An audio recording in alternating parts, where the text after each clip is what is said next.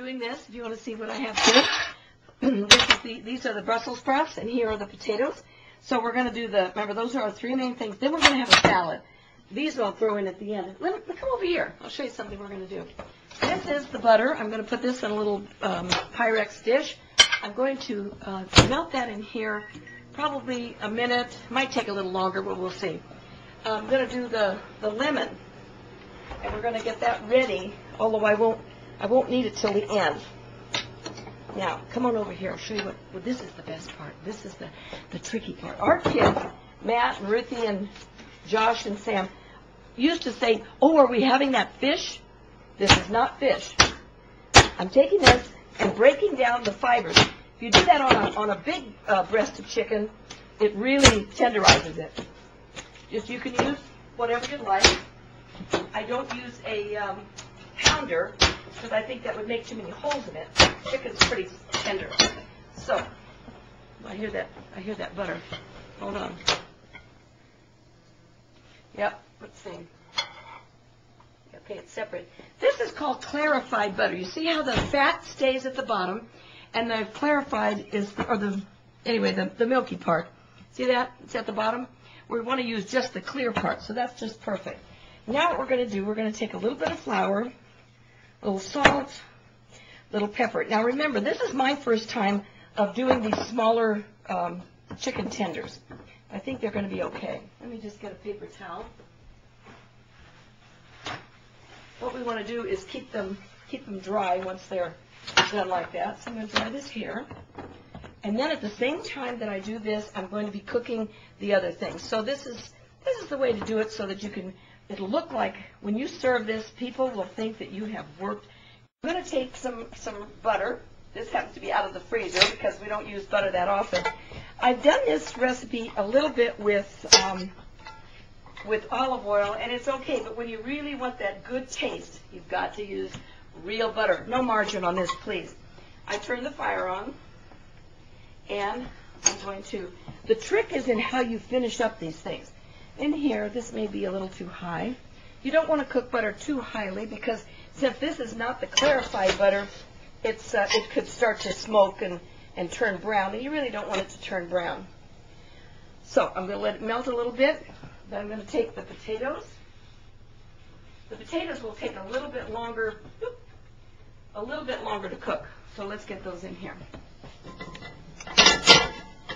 Okay, we're going to turn that heat up a little bit, and I'll just let it start to make a little noise. How you doing?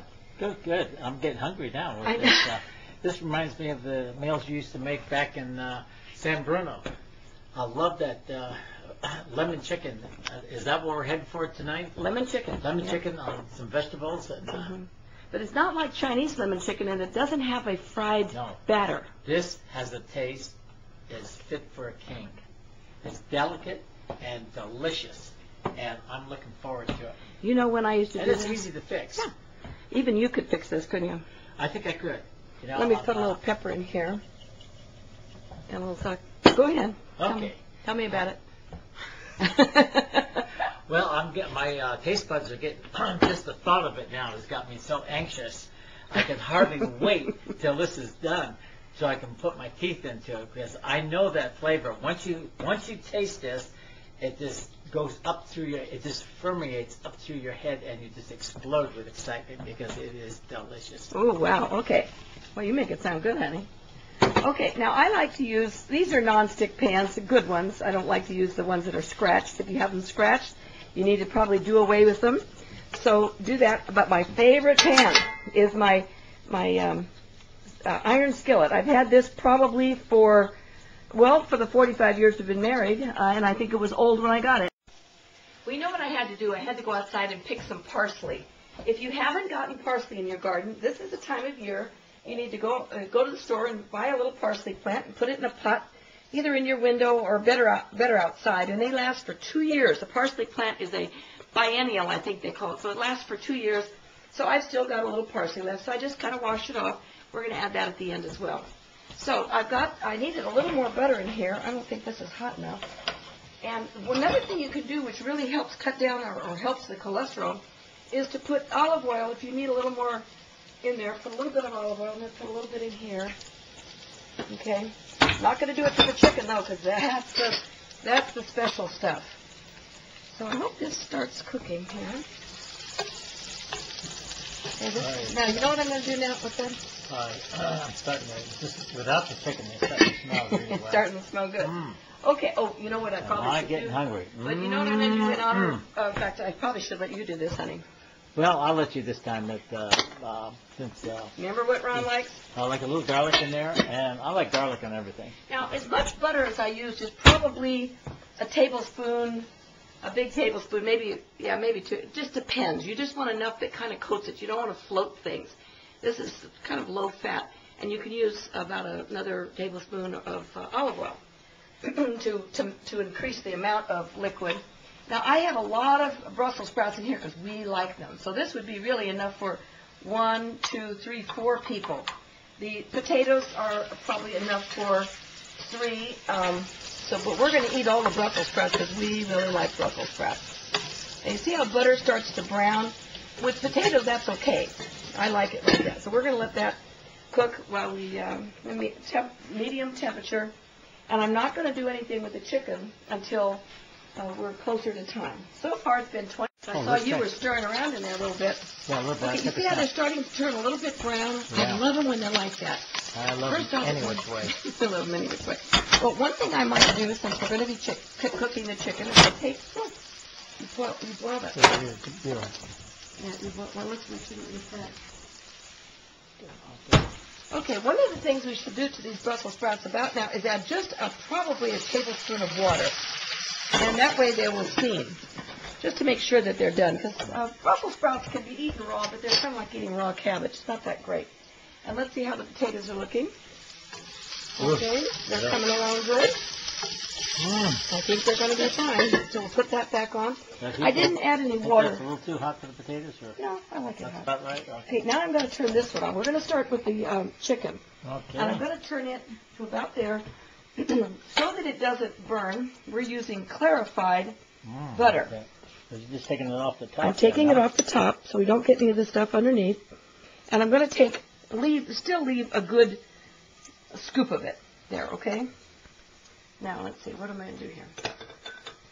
And this tells you the secret. It's got lemon, or you have parsley, which this is the parsley, as I said, that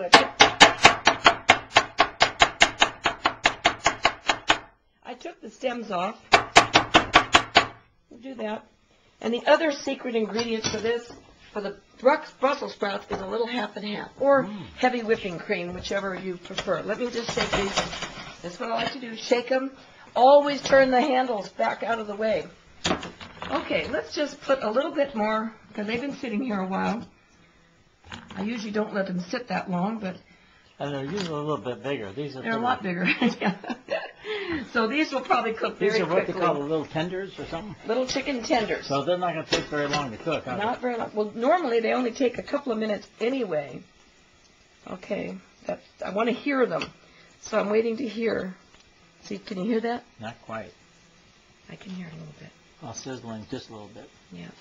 So probably should have let them get just a little bit hotter. Now, remember how we did with the salmon the other day, and I said it needs to be done with, see, that's just kind of like a hard thing. We want to wait till they're bouncing. So we're going to turn that heat up. Well, it's up pretty high, so we're going to let that go. And now we're going to wait till these cook. These are going to brown a little bit. Starting to smell very good. Starting to smell good? So what's the plan now? Once they fry on both sides, then you, so after, do you just fry them on one side at a time? Or keep flipping them around? No, you only want to do one side at a time. One side at a time, yeah. huh? Mm-hmm. And then after they're got that magic touch in the middle, yeah. Then you put them on the plate and put onion? Or when No, okay, that's the secret part. You want to hear about it now? What's the secret? Okay, the secret part is they're going to cook, and they're going to be a little bit brown. And then after we're going to leave them in the pan, okay. Turn off the fire, add the lemon juice and the parsley, and that sizzles.